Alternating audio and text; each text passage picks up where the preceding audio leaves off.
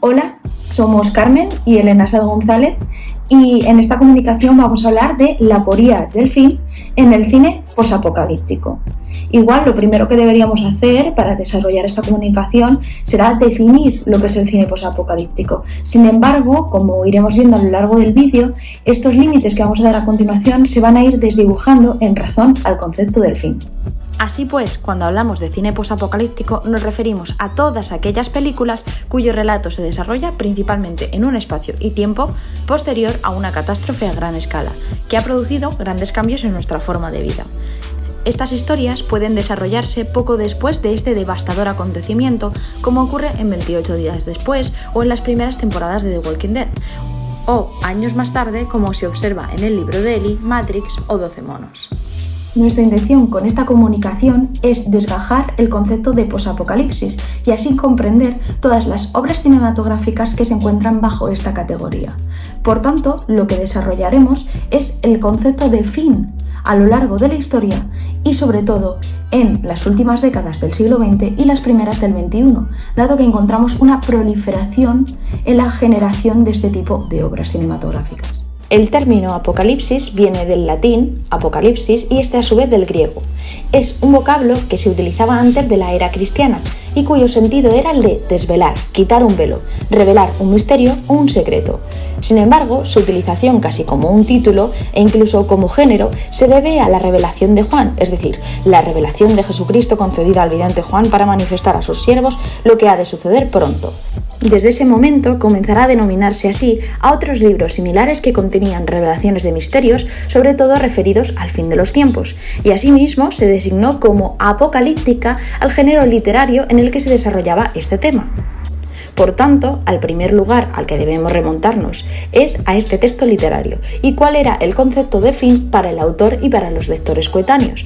Pues bien, como explica el especialista en Apocalipsis Antonio Piñero, la apocalíptica tiene que ver con las esperanzas nacionales de salvación y con el concepto de mesianismo, que poco a poco se había ido generando en Israel, sobre todo a partir de los siglos III y II a.C., y que posteriormente heredarán los cristianos. Se trata de un relato de salvación para los cristianos en un momento, se cree que en torno al 96, época de Domiciano, en el que se siente que el Imperio Romano se ha transformado en el enemigo público y grave del cristianismo, y todo lo que éste representa. Así pues, es, según Antonio Piñero, una obra de laboratorio de la mesa de un escritor muy leído, y que, debido a esto y al momento en el que se elabora, se escribe como un libro de consuelo, resultado de un ambiente de exaltación nacional y religiosa. Para ellos, por tanto, el fin era terminar con su opresión y recibir por fin el lugar que se merecen los fieles en la Jerusalén celeste. A pesar de que esta revelación tenía fecha de caducidad, se cree que unos 3 años, la creencia en ella, interpretando el texto de tal forma que la fecha siempre se acababa postergando, continuó a lo largo de los siglos. Y esto, como indica Jean Delémont, es la base fundamental de la creencia milenarista, que plantea la segunda venida de Cristo con la instauración de su reino de 1000 años de duración, seguido del juicio final. Posteriormente, San Agustín es uno de los que más contribuye a esta vuelta a la creencia milenarista, proponiendo una lectura simbólica del Apocalipsis y proclamando que tras 1000 años del nacimiento de Cristo llegaría el advenimiento de la ciudad celestial. En el siglo XII, el milenarismo vuelve a resonar en Occidente gracias a Joaquín da Fiore, quien divide la historia en 3 tiempos, el de antes de la gracia, el de la gracia y el que es de una gracia aún más grande. Posteriormente, con la llegada a América, el milenarismo encuentra un nuevo nicho. Bajo el pensamiento de Fiore, la última edad del mundo se creía cerca y veían en el nuevo mundo una oportunidad para configurar un paraíso terrenal. Estas imágenes cumplirán una función catequética y servirán para informar y alertar a los fieles sobre las consecuencias de alejarse del buen camino. Este uso de la imagen apocalíptica con un tono de advertencia adquiere una dimensión más precisa posteriormente con las políticas de conversión masiva de los reyes católicos. En el Renacimiento observamos que el Apocalipsis y su representación adquieren una dimensión política. De hecho, una de las obras más afamadas de este periodo, el Apocalipsis de Miguel Ángel, se relaciona con los hechos sucedidos años antes, tales como la Reforma Protestante o el saco de Roma. Volveremos a ver cómo se incide en la idea de castigo más allá de la salvación. Algo similar ocurre con los 4 jinetes del Apocalipsis de Durero, que plasma una inquietud religiosa que culminaría con la Reforma y el cisma de la Iglesia. Hasta aquí, como hemos ido viendo, nos encontramos con una comprensión positiva del final, al menos para los fieles, y en ocasiones incluso con un fin utópico. Es decir, a pesar de todo, el final sigue siendo sinónimo de salvación, ya sea debido a esos 1000 años del reino de Dios en la tierra o debido a la creación de una nueva tierra y un nuevo cielo, como reza el relato original. Sea como sea, observamos que tanto en el relato original como en sus interpretaciones religiosas, el fin nunca es el fin y por tanto sí existe una especie de lo que ahora entenderíamos como posapocalipsis, es decir, vida tras la destrucción, y debido a esto su concepción es positiva. Con los inicios de la contemporaneidad, la comprensión del fin comienza a cambiar y, según Teresa Heffernan, la creencia en el fin real o inminente del mundo, tal como se predijo en el Apocalipsis, retrocede. Y es que ese sueño de la Ilustración, en el que la razón y su aplicación conducirían al progreso, se hace añicos con los terribles acontecimientos desarrollados durante esta centuria. Guerras, epidemias, holocaustos. La razón y la ciencia se aprovechan para todo lo contrario, el genocidio. Durante la segunda mitad del siglo XX empezamos a encontrar imaginaciones posapocalípticas que desarrollan historias más allá del fin, donde todo ha cambiado casi por completo.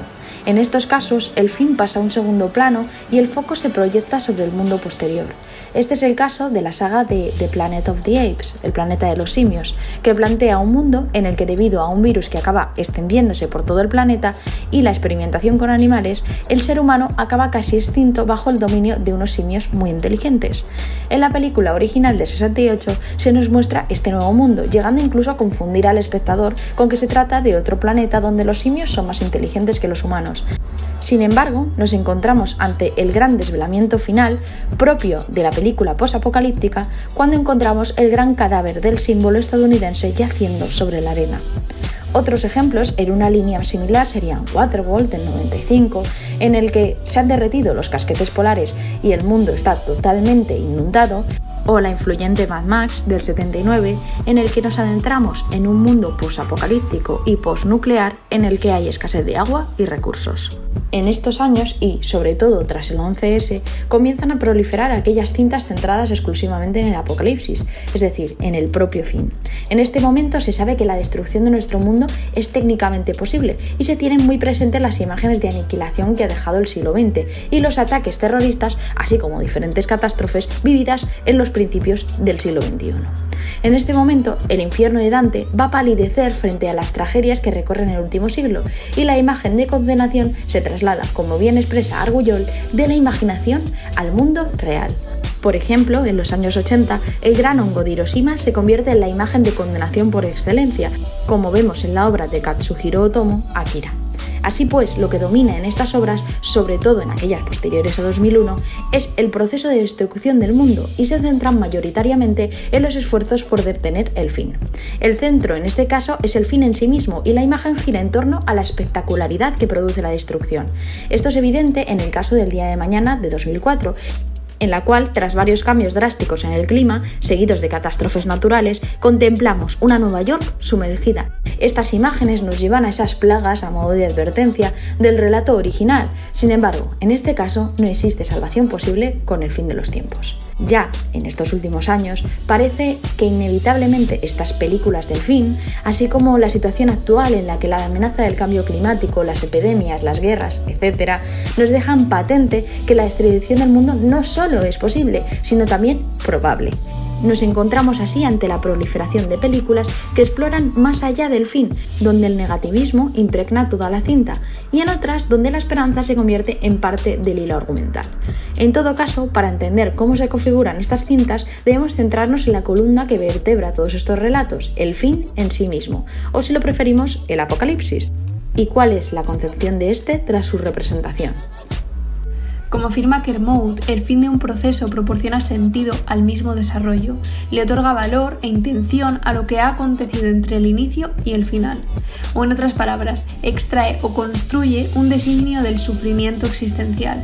No obstante, Adorno no puede plantear que exista un propósito para lo que ya ha sido un inicio del fin del mundo, como lo fue la Segunda Guerra Mundial y el Holocausto. No le es posible imaginar que el asesinato sistemático y deliberado de determinados seres humanos pueda tener algún motivo. No hay un fin que pueda justificar un medio, por lo que en este caso el fin carece de sentido. En la literatura y el cine se plasma mediante un mundo actual agotado, tras el cual no encontramos, al menos de momento, un mundo mejor que lo reemplace, como expresa Teresa Heffernan, y como podemos observar en la obra cinematográfica basada en la novela de Cormac McCarthy. Por el contrario, como observamos en el relato original, el fin se erige como providencial, pues permite salvar a un pueblo de su sufrimiento y le conduce a un orden ontológico diferente e ideal. Quizá la clave para hallar algún tipo de sentido en el fin es asimilar que este es inmanente, según Kermode. El fin del mundo se halla dentro del propio mundo, porque no hay fuerza externa que intervenga como causa final. Esta cuestión la observamos en las causas del fin en el cine, las cuales se refieren a la actividad destructiva del ser humano con respecto a sí mismo y al mundo, que viene a ser lo mismo recuperando el concepto de Dasein de Heidegger, ser en el mundo. El agente que ejecuta la causa no es externo, sino que el fin es intrínseco, esto es, el finalizador no es una entidad omnipotente, omnipresente, omnisciente y omnibenevolente, que ha planificado premeditadamente un final para la historia, sino que es el mismo ser histórico que formuló Dilthey, que participa, observa y hace la historia, el que por sus propios medios asegura su fin. Un buen ejemplo es el diálogo del episodio 4 de la segunda temporada de The Walking Dead, en el que Shane afirma: «Quizá nos está castigando», y Herschel responde: «¿Dios? No, esto no es cosa de Dios». Esta idea se refleja en la alta producción de obras audiovisuales apocalípticas y posapocalípticas, por lo que es coherente plantear que este fenómeno es fruto de las preocupaciones y las posibilidades de destrucción actuales, tal y como lo expresa Kermode. El fin que imaginan los hombres reflejará sus irreducibles preocupaciones intermedias. Preocupaciones como el cambio climático, las guerras o la tecnociencia deshumanizada. Estas preocupaciones del medio se verán reflejadas en el final que se representa en las obras cinematográficas. Crisis económicas y escasez de recursos, como en Mad Max, catástrofes naturales, como en No mires arriba, un virus creado por el propio ser humano, como en Soy leyenda, la experimentación con animales en El planeta de los simios, el derretimiento de los casquetes polares en Waterworld, la contaminación en Wall-E, o una guerra nuclear en V de Vendetta. La cuestión es que en cualquier caso el uso del término fin es problemático, pues se convierte en una aporía o en una paradoja en el momento en el que vemos representaciones después del fin. De esta manera el fin nunca es el fin. En este sentido el apocalipsis deviene posapocalíptico, esto es, trasciende el mismo límite que se ha establecido. Esto significa que si bien la causa del fin es inmanente, porque proviene del propio curso interno de la historia en la que el sujeto se encuentra incorporado, el hecho de que aparezcan representaciones posapocalípticas implica entonces que la visión del más allá del fin es trascendental, porque permite sobrepasar el fin. Una vez esbozado un marco general sobre el concepto de fin, podemos comprender el fondo o la actitud filosófica del después del fin. Marx señalaba que toda sociedad contiene en sí misma el germen de su propia autodestrucción, debido a sus contradicciones internas, y que solo mediante la violencia se podría superar el viejo orden, instaurando uno nuevo. De manera parecida, aunque los autores de la teoría crítica definiesen utopías negativas sin dictar valores absolutos de lo que sería el mundo ideal, después del trauma histórico de la Segunda Guerra Mundial, Horkheimer solo conservaba una esperanza o nostalgia por lo completamente otro. Lo otro, en este caso, debemos identificarlo no con el final mismo, sino con el espacio y el tiempo heredado tras el final, y es ahí donde se desarrollan las películas posapocalípticas. Esta visión posapocalíptica contemporánea, al igual que la del relato original, no deja de ser providencial, al menos siempre que observemos este final como una forma de salvar al ser humano de sí mismo y de lo que ha hecho con su libertad, por lo que al mismo tiempo genera un tono existencialista que nos recuerda que el hombre está condenado a ser libre, en palabras de Sartre. La posibilidad de tratar de superar el fin implica libertad, ya que el ser humano se encuentra desamparado y abandonado, pues no hay, en el pensamiento existencialista ateo, ningún Dios que delimite lo que el ser humano hace consigo mismo y con el resto de la humanidad. Así como también implica condena, pues no ha elegido ser creado y por tanto, al ser libre y encontrarse desamparado, advierte que es responsable de su acción. Aún así, esta postura dicta sentencia de que el ser humano, tal y como lo veía Nietzsche, es una fuerza de la naturaleza más, dentro de la dialéctica entre lo apolíneo, el orden, la belleza y la armonía, y lo dionisíaco, el caos, la destrucción y lo pulsional, que lucha contra su propio fin gracias a su voluntad de poder, lo que parece ser una actitud vitalista, aun siendo las situación profundamente pesimista y una señal de que a pesar de que el ser humano se imagina su propio fin, también mantiene la esperanza por lo otro, por la construcción de algo nuevo después de la destrucción. Por otra parte, lo que hallamos después del desastre son los restos de lo que el mundo era antes del fin, las ruinas. Así pues, el concepto de ruina desde lo residual y lo excrementicio es apropiado para delimitar el lugar y el momento posapocalíptico, ya que no hay un empezar de cero, sino que lo que queda ahora es el resto de lo que antes tuvo una función. Los supervivientes del fin conviven con la nostalgia del mundo pasado que ha sido destruido, con la incomodidad del espacio presente que les es hostil y sin embargo también con la esperanza, o al menos con la potencialidad de construir sobre los restos, pues si no hubiese esperanza, el fin sí sería el fin. Estas representaciones actuales generan un pesimismo esperanzador, pues consideramos que implican que el ser humano reconoce en sí mismo que el fin está cerca gracias a una crítica feroz de la sociedad actual, tan feroz que el acabamiento de todo lo conocido parece ofrecerse como la única salida. En este espacio el ser humano no contempla la ruina, sino que habita en ella por significarse como ser en el mundo. En el relato original, el sujeto y el mundo antiguo se separan. El sujeto se salva de este y lo contempla como ruina. En el contemporáneo, el ser humano carga con el peso de encontrarse inserto en su mundo. Entre el sujeto y el mundo antiguo no hay separación, sino una vinculación nostálgica, pues no hay nada determinado para él en el nuevo mundo, al contrario que en el relato original y la elevación a la Jerusalén celeste. El nuevo mundo es su responsabilidad y debe convivir con el trauma histórico de la catástrofe que se le presenta ahora fantasmagórica en forma de ruinas, que como lo otro, que siendo del mundo no pertenecen específicamente al mundo, en palabras de Manuel Palacios. No obstante, la nostalgia no es la única compañera del superviviente, sino también la eliminación de viejas opresiones y la posibilidad de construir sobre la destrucción. El apocalipsis es, en palabras de Baudrillard, el fin de la era de la producción, volviendo el ser humano a un estado de animalidad original o un arcaísmo posmoderno que actúa de hoja en blanco para continuar la historia, no como el inicio de un nuevo plano de realidad, sino como la dilatación y la prolongación de la propia y la misma línea temporal. En el apocalipsis y el posapocalipsis del relato original, el fin se instituye como una vía de salvación y de supresión del sufrimiento vital del pueblo oprimido que es conducido a una utopía conseguida. Por el contrario, en el posapocalipsis contemporáneo, el fin se reconoce como una catástrofe y el superviviente añora nostálgico el pasado, observando el presente como un mundo de ruinas distópico. Esto indica que la visión del relato original sobre el después y el sentido del fin denota la conclusión de la lucha y de la historia, pues una vez salvados, la realidad ya no está en hacerse. No obstante, el paradigma contemporáneo del relato posapocalíptico formula la continuación de la historia, pues la realidad no es, sino que aún está llegando a ser.